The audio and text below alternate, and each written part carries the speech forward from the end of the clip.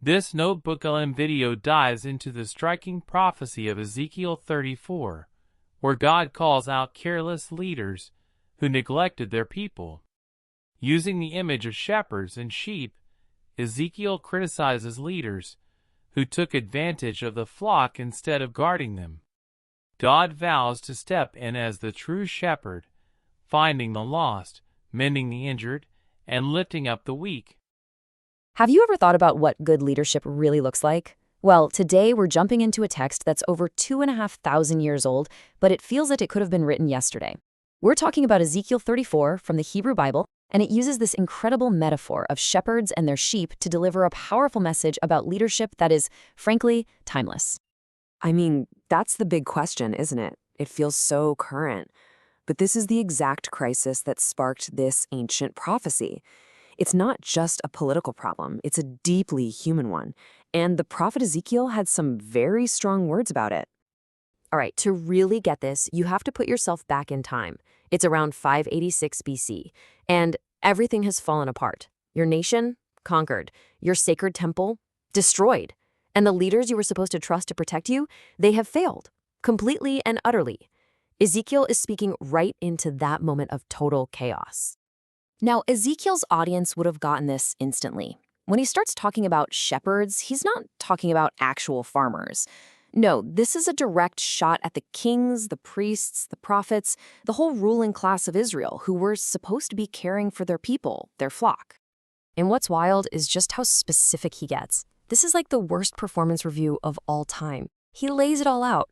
A leader's job should be to provide for people, to protect the vulnerable, to heal the broken, and to go after those who are lost. But what did they actually do? The complete opposite. They just took care of themselves, preyed on the very people they were supposed to protect, and ruled with an iron fist. And this is the opening line. It is absolutely scathing. Woe to you. That's the sound of divine judgment. The most basic job of a shepherd is to feed the sheep. And these leaders had failed that first fundamental test. They put themselves first, period. And the fallout from this bad leadership was catastrophic. Without anyone to guide them, the whole nation just disintegrated. The people were left wandering, confused, and totally vulnerable.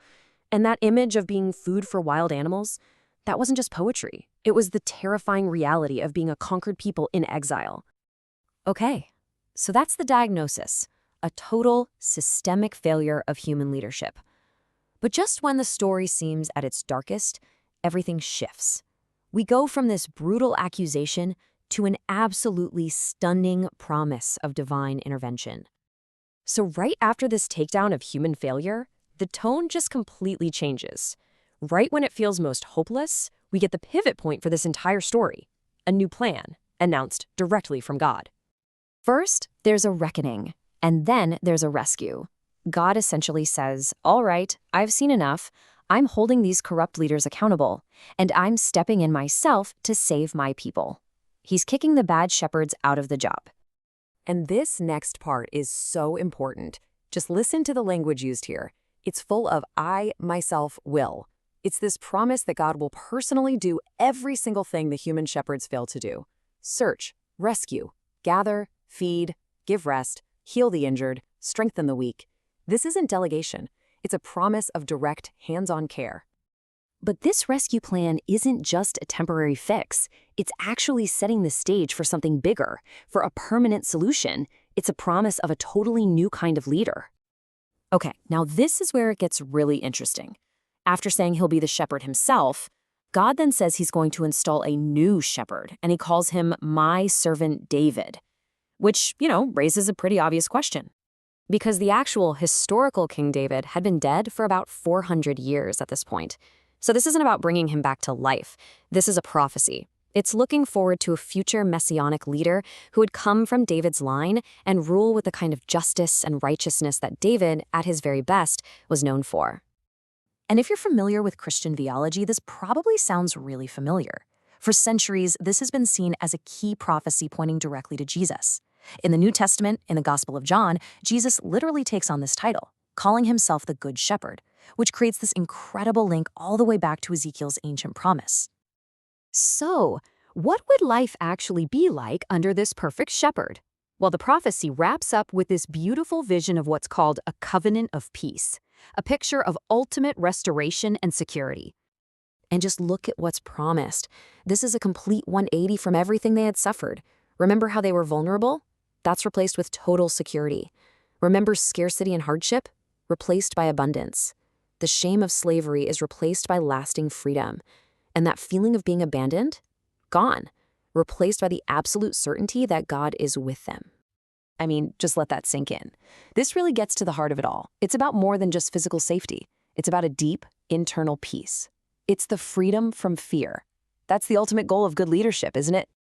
So when you boil it all down, what can we take away from this? The lessons are so relevant.